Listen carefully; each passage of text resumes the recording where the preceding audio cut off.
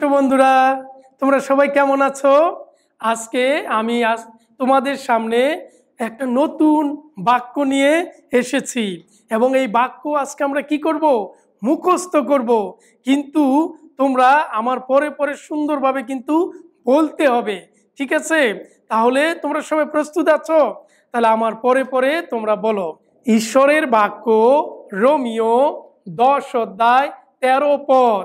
কারণ যে কেহ প্রভুর নামে ডাকে সে পরিত্রাণ পাইবে।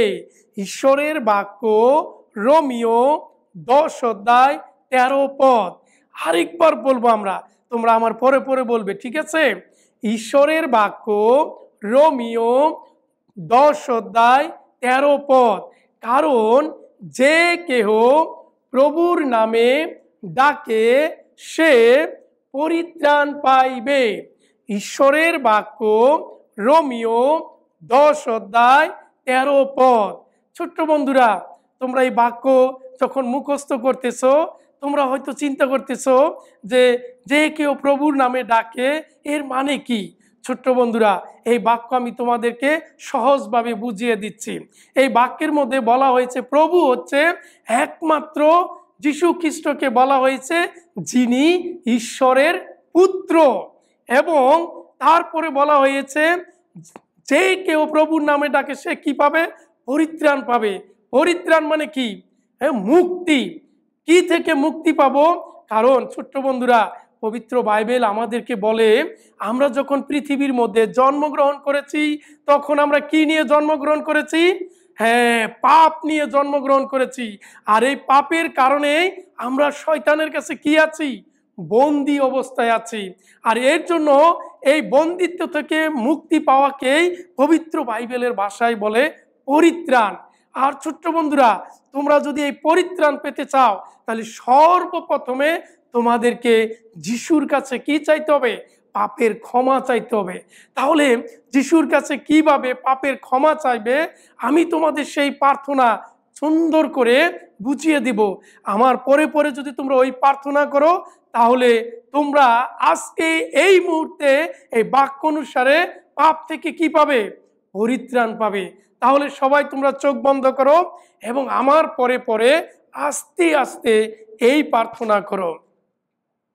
প্রভু যিশু, আমি তোমাকে ধন্যবাদ জানাই, কারণ তুমি আমার পাপের শাস্তির পরিবর্তে ক্রুশে মৃত্যুবরণ করেছ এবং তৃতীয় দিনের দিন জীবিত হয়ে উঠেছ। আমি বিশ্বাস করি। প্রভু যিশু, তুমি আমার সমস্ত পাপ ক্ষমা করো এবং আমার হৃদয়ে এসো। তোমার পথে চলতে আমাকে সাহায্য করো।